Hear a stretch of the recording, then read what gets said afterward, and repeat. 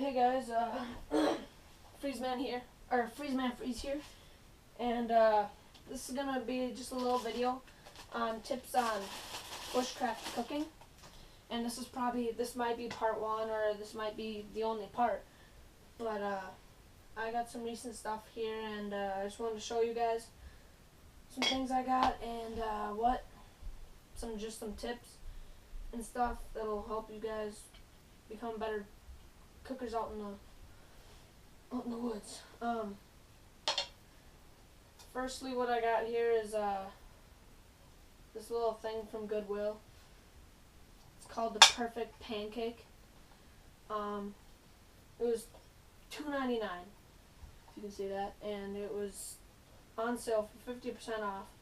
Same with this, and it's perfect for making like burgers. Sizzle both sides of the burger. You can cook pancakes in here, which is what it's meant to do, and perfect pancakes, I guess. And what else I thought would be really good with this is fried egg, because then you fry both sides nice and evenly without burning the top as much as you do the bottom. And I don't know, I just thought that would work really nice for just putting on the fire. Again, that was $1.50. Then I got this skillet, which I got at the Goodwill too, which was half off, and that was $3.99, and half off that would be $2. So you can, if you want to go the cheap way, then just go to Goodwill or something, and just, it looks used on the outside, but it's really nice on the inside. And if you want to go the cheap way on a budget, if you're on a budget, then I'd get this. If not, then I'd definitely go more towards something like this. This didn't cost too much. This was like 12 bucks, but this is just for like ramen noodles and that sort of thing. But so I have nothing against paying more money and getting nicer stuff than this, but if you're on a budget, I'd definitely recommend doing this kind of stuff. And this I thought would work perfectly for you could be cooking a pancake, and then you can make some bacon, and I thought that would work perfectly. But and you can get these. This was, I don't know how much this was, but they're cheap. They're like, I think it was like $2 to $3 at Hy-Vee, and it's I think aluminum. I don't know. I'm pretty sure it's aluminum, but these are cheap, and you can make hot cocoa in this, or all sorts of stuff. Just boil water and make hot water to heat your stuff, or just use this, boil it, and then put it in here with your ramen noodles.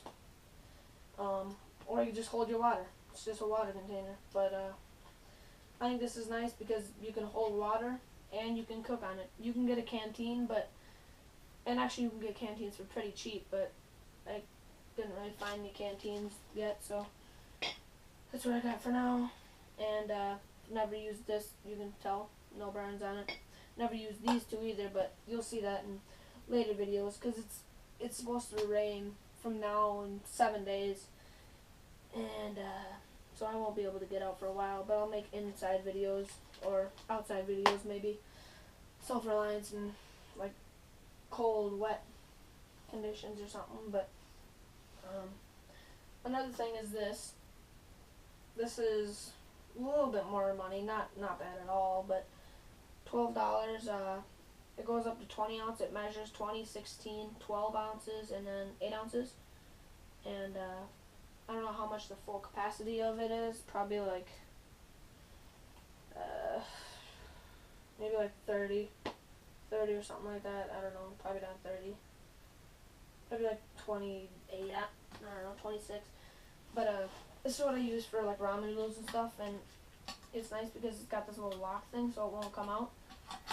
And it's just a Stanley little thing, and it came with 2 little plastic cups, but I don't know, I kind of didn't use those. And it locks right there. Push it down. Got a little handle and you got a little top. Cook some ramen noodles in there. Put it on top, like that. Just put it right on the fire. As you can tell, I just shoved it in the fire. So it's kind of messy right now, but it's got a little port vents, and I think that's what you call them. But yeah, I definitely recommend this. It doesn't weigh too much either. None of this really weighs too much. Come on. Oh, put it the wrong way. Okay, but that's good. Another thing I picked up, which was like $3. Yeah, $3. It's just a little grate. Still got some grease on it, but it's just a little grate type thing. Grill. Yeah, grill. Never mind. That's meant to go over a charcoal grill, but you can just put it over a fire, not like straight in the fire, because it's, I don't know, you can, but it kind of helps if you don't. You could grill like hot dogs on this. I grilled bacon, which next time, at the time I didn't have this, so I cooked bacon on here, which next time I'm going to cook bacon on here, but yeah, you can get this for like hot dogs, burgers, I don't know, a bunch of stuff. And this was only $3. Oh, my hands are all greasy. I gotta wipe this thing off. But that's that.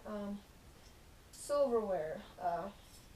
What I use for right now is just, I either take some of my mom's or our metal silverware, or I keep these in my pack all the time, but sometimes I bring metal silverware because it's kind of hard to cut through like some stuff with just plastic. But this is the cheap way out, and I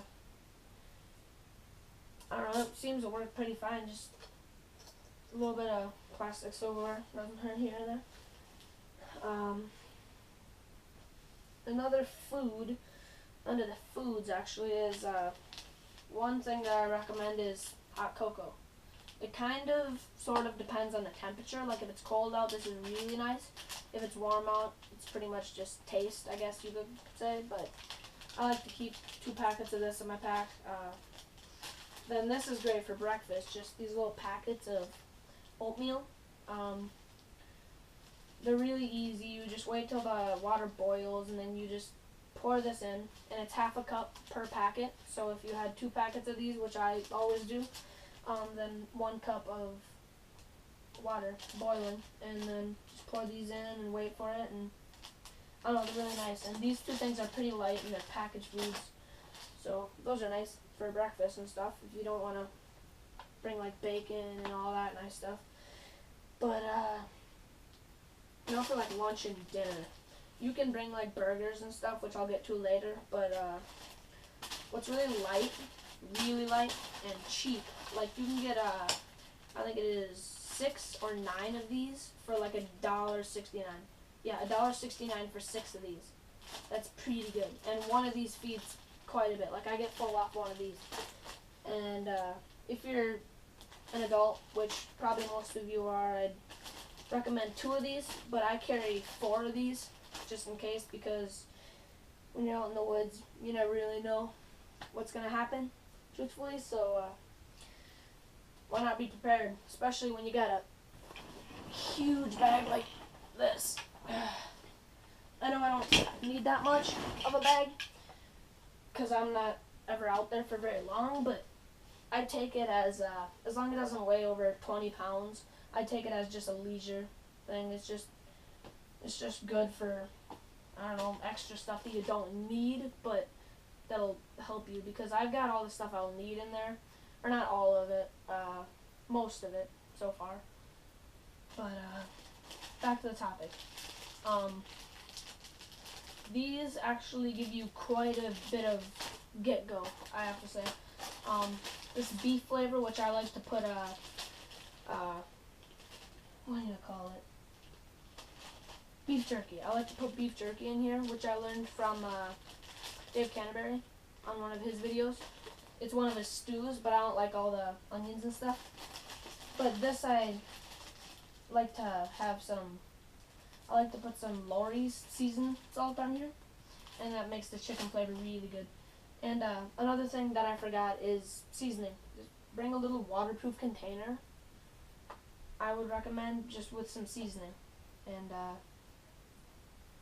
well, I think that's about it. But if you wanted to bring like meat, like bacon or burgers or any of that, I'd recommend wrapping it in wax paper, which is pretty cheap. If you don't have wax paper, then just tinfoil works, or anything. You can just wrap it in a plastic baggie. But I like wax paper because then you don't have to touch the meat, get your dirty hands on it. Which, you're in the woods, you might get your dirty hands on it, but you can try not to by just pushing the wax paper and pushing it on the pan. And yeah, if you're bringing an egg, I'd recommend wrapping it in like not cardboard, but like newspaper or something. If you're bringing eggs, because it's kind of obvious they'll probably break in your bag. Because unless you're really gentle with your bag, but that's about it for right now. Like I said again, once it stops raining out and gets a little drier out and nicer, it's the end of May and it's 50 degrees. Kind of angers me, but yeah, I'll get out and do some cooking videos. I'm gonna make a series of like, I don't know, endless cooking things. I'll make stews, different scrambles of eggs, I don't know, bunch of stuff. But anyways, thanks for watching. Those are some tips and some of the things that I use for cooking out in the bushcraft. Anyways, thanks for watching. Please comment, rate, subscribe, and I'll see you guys later.